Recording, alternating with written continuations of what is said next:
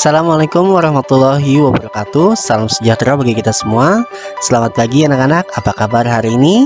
Semoga kita semua dalam keadaan sehat walafiat ya. Amin amin ya rabbal alamin. Anak-anak sekalian, hari ini kita akan belajar tema 7, subtema 1, pembelajaran 1, peristiwa kebangsaan masa penjajah. Banyak peristiwa dalam kehidupan. Ada peristiwa pribadi, peristiwa keluarga, peristiwa masyarakat, bahkan ada juga peristiwa yang dialami oleh bangsa dan negara. Peristiwa dapat dibedakan menjadi dua macam. Pertama, peristiwa yang menyenangkan. Yang kedua adalah peristiwa yang kebalikan dari menyenangkan atau yang tidak menyenangkan. Salah satu peristiwa tidak menyenangkan yang pernah dialami oleh bangsa Indonesia adalah penjajahan yang berlangsung cukup lama. Salah satu penyebabnya adalah rempah-rempah anak-anak. Mengapa? Ya, karena rempah-rempah di Indonesia itu begitu melimpah. Melimpahnya rempah-rempah dapat meningkatkan kesejahteraan masyarakat Indonesia.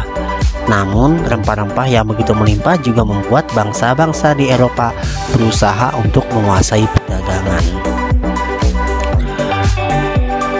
Tahukah kamu apa hubungan antara cengkeh dan penjajahan yang dialami oleh bangsa kita?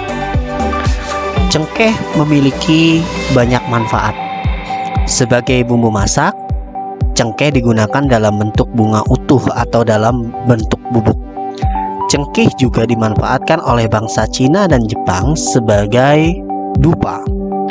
Selain itu, minyak cengkeh digunakan sebagai aromaterapi dan obat sakit gigi.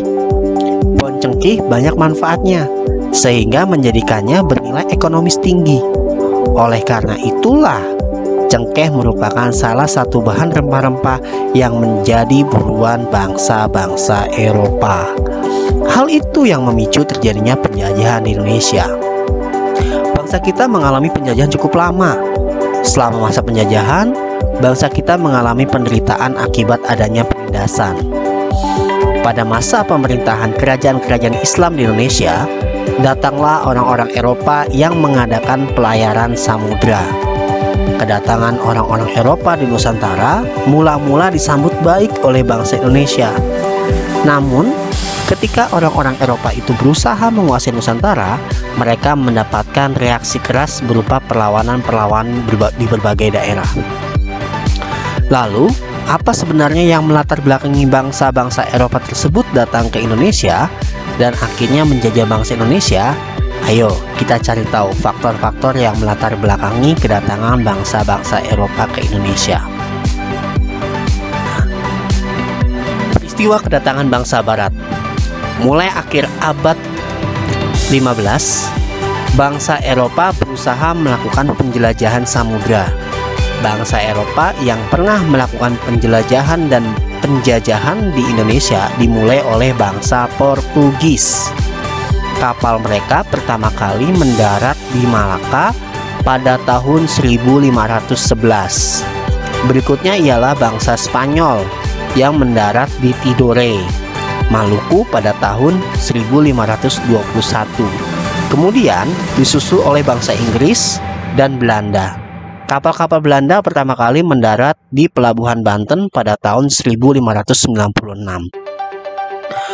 Faktor-faktor pendorong penjelajahan samudra antara lain sebagai berikut. Adanya keinginan mencari kekayaan atau gold. Kekayaan yang mereka cari terutama adalah rempah-rempah. Sekitar abad 15 di Eropa, harga rempah-rempah sangat mahal. Harga rempah-rempah semahal emas atau gold. Mereka sangat membutuhkan rempah-rempah untuk industri obat-obatan dan bumbu masak. Yang kedua adalah adanya keinginan menyebarkan agama atau biasa disebut dengan gospel. Selain mencari kekayaan dan tanah jajahan, bangsa Eropa juga membawa misi khusus. Misi khusus tersebut adalah menyebarkan agama kepada penduduk daerah yang dikuasainya. Tugas mereka ini dianggap sebagai tugas suci yang harus dilaksanakan ke seluruh dunia dan dipelopori oleh bangsa Portugis. Yang ketiga adalah adanya keinginan mencari kejayaan atau glory. Di Eropa, ada suatu anggapan bahwa apabila suatu negara mempunyai banyak tanah jajahan, negara tersebut termasuk negara yang jaya atau yang glory. Dengan adanya anggapan ini, negara-negara Eropa berlomba-lomba untuk mencari tanah jajahan sebanyak-banyaknya. Kemudian yang terakhir adalah perkembangan ilmu pengetahuan dan teknologi. Ilmu pengetahuan dan teknologi berkembang pesat. Contohnya seperti berikut. 1. Dikembangkannya teknik pembuatan kapal yang dapat digunakan untuk mengarungi samudera luas. 2. Ditemukan mesiu untuk persenjataan. Senjata dapat digunakan untuk melindungi pelayaran dari ancaman bajak laut dan sebagainya. Ditemukannya kompas. Kompas digunakan sebagai penunjuk arah, sehingga para penjelajah tidak lagi bergantung pada kebiasaan alam. Nah, jadi itu adalah faktor-faktor bangsa Eropa itu datang ke Indonesia, anak-anak. Jadi glory, gospel, gold ya. Kemudian juga ada perkembangan ilmu pengetahuan, itu adalah alasan-alasan mereka datang ke Indonesia. Seperti itu, anak-anak. Kemudian anak-anak, kalian harus tahu nih, cengkeh ini merupakan rempah-rempah yang banyak manfaatnya. Harganya pun cukup tinggi, sehingga sampai kini masih banyak masyarakat yang membudidayakannya. Untuk dapat mengambil manfaat cengkeh secara maksimal, setelah dipetik, cengkeh kemudian dikeringkan dengan cara dijemur. Selama proses penjemuran, terjadi perubahan warna pada cengkeh dari yang semula kuning dan merah menjadi hitam dan coklat. Nah, kira-kira seperti gambar berikut. Pada proses pengeringan cengkeh terjadi perubahan benda yang disebabkan kalor atau panas.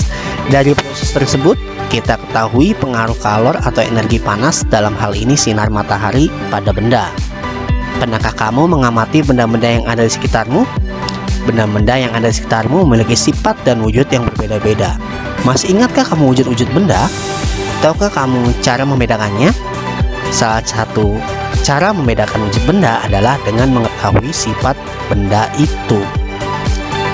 Untuk lebih jelas, marilah kita membaca halaman 11 dan halaman 12 tentang sifat-sifat benda. Baik, untuk itu video ini bisa kalian pause dan kita mulai membaca masing-masing. Membaca dimulai.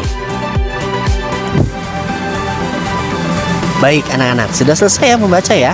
Ya, jadi benda-benda yang ada di sekitar kita itu digolongkan menjadi 3 jenis, yaitu benda padat, cair, dan gas. Nah, salah satu wujud benda adalah padat ya.